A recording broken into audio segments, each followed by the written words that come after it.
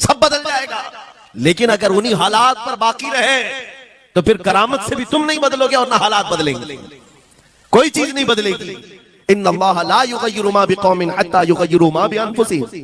कुरान में मेरा मौला फरमाता है, बेशक अल्लाह ताला उस वक्त तक किसी कौम की हालत नहीं बदलता जब तक उस कौम को खुद अपनी हालत बदलने का ख्याल ना हो।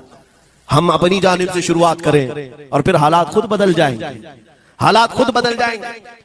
सरकार सैयदना गौस आजम अब्दुल कादिर जीलानी रज़ी अल्लाह तआला अन्हु जिस हाल में बगदाद तशरीफ लाए थे, उस जमाने को याद करें, उस जमाने को याद करें। वो ऐसा जमाना था कि उस वक्त हक बोलना एक जुर्म हो गया था। शिया नवाज खलीफा मौजूद थे, हजरत अबू बकर हजरत उमर का नाम लेने पर भी मस्जिद के दरवाजे पर कोड़े मारे जाते थे। ये वो हालात थे, उलमा की जुबानें गंग थी, बोल नहीं पाते थे। खुतबा क्या देना है वो बिल्कुल स्क्रिप्टेड, जो खलीफा है वक्त चाहे बस उतना ही।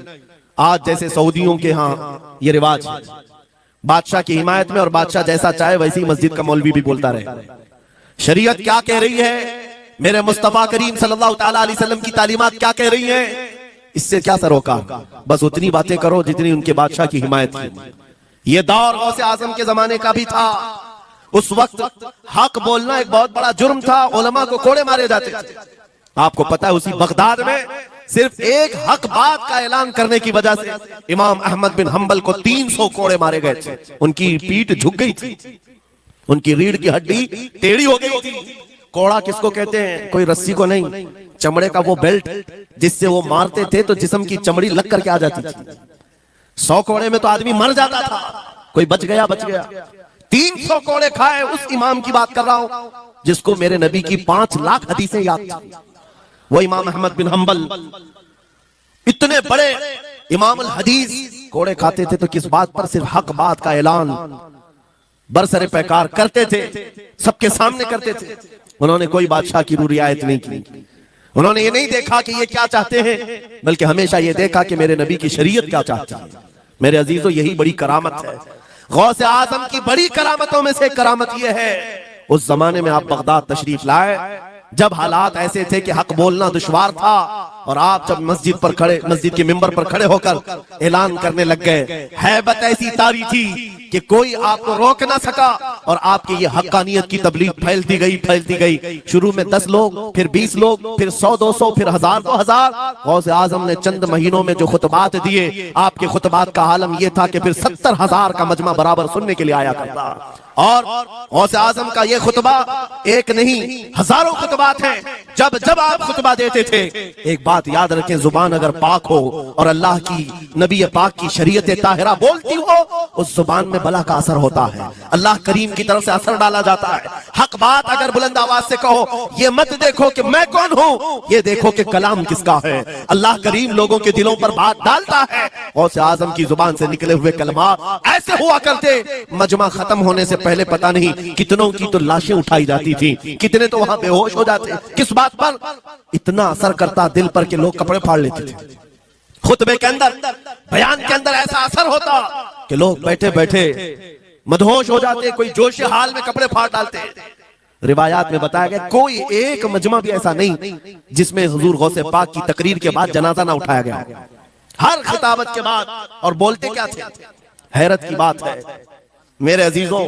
आज बाज लोग ये कहते हैं, हम भी बहुत सारी चीजें बयान कर रहे हैं, मैं अपने लिए भी नसीहत और सारे उलमा के लिए भी कहता हूं, लोगों के पल्ले नहीं पड़ती, लोगों के कानों में नहीं जाती। ये जुमा में आते हैं, सोते रहते हैं, जब इमाम खड़ा होता है नमाज के लिए तो ये झटका लेकर के खड़े होते हैं, बयान यूं ही चला जाता है।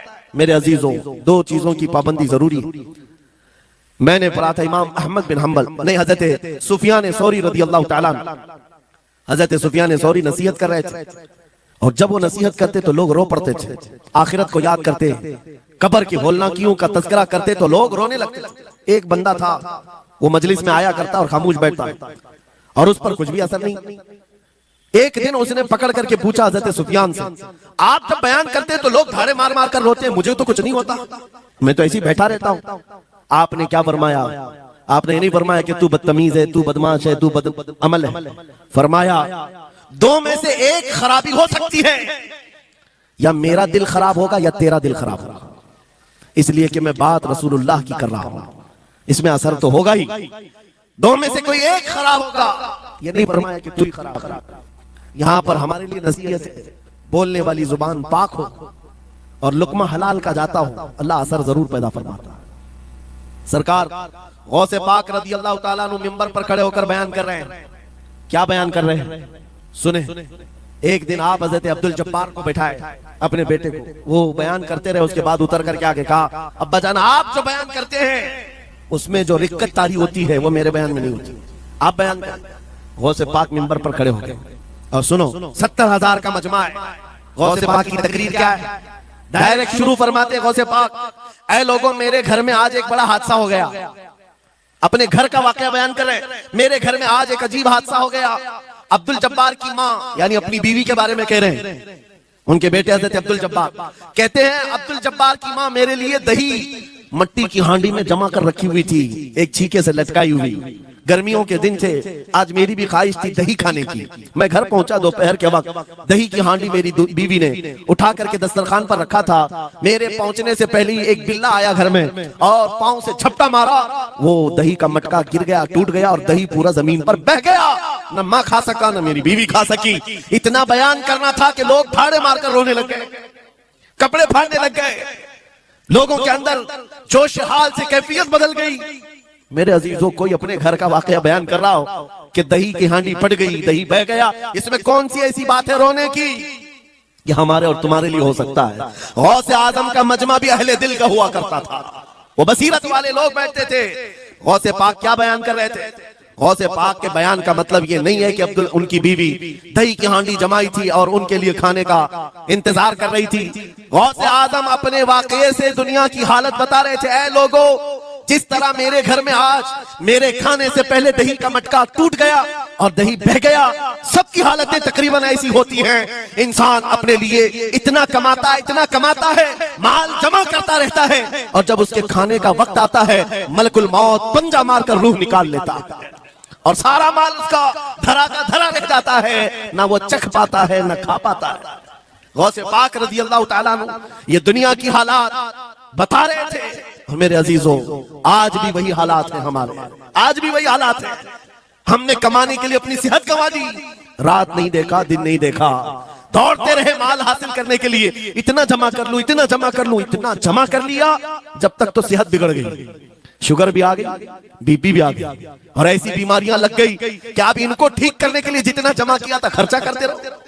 शेख सादी रहमतुल्लाह अलैह फरमाते हैं, ये दो कामों में तो इंसान की पूरी जिंदगी खत्म होती है। पहले कमाने के लिए सेहत गंवाता है और फिर सेहत बचाने के लिए माल गंवाता है। ये दो चीजों में गौसे पाक रज़ी अल्लाह ताला अन्हु की नसीहत यही थी कि इतना जमा कर ले जाते हो, इतना जमा करते हो कि फिर जब खाने का वक्त आता है तो मियां ऐसे हालात होते हैं कि नमक भी नहीं खा पाते, शक्कर भी नहीं खा पाते। दूसरी बातें तो छोड़ो, शुगर वाले शक्कर नहीं चख पाते, बीपी वाले नमक नहीं चख पाते। अरे ये बड़ी छोटी चीजें हैं और माल देखो तो करोड़ों का है, अरबों का है, अरबों का माल पड़ा हुआ है, नमक नहीं चख पाते, शक्कर नहीं खा पाते। किसके लिए जमा किया था? और थोड़ी और बड़ी बीमारी हो गई तो पानी भी नहीं पी पाते, डायलिसिस चल रहा है, किडनी खराब है। कितने ऐसे लोग मिलते हैं आज, कितने ऐसे हैं जिन्होंने साफ मुझसे कहा कि डॉक्टर ने पूरा गिन करके कहा है कि पूरे दिन भर में जो है एक ढक्कन से पानी पीना, बोतल का जो ढक्कन होता है उस ढक्कन से बस बूंद बूंद चखते रहना, पानी ही ना पियो।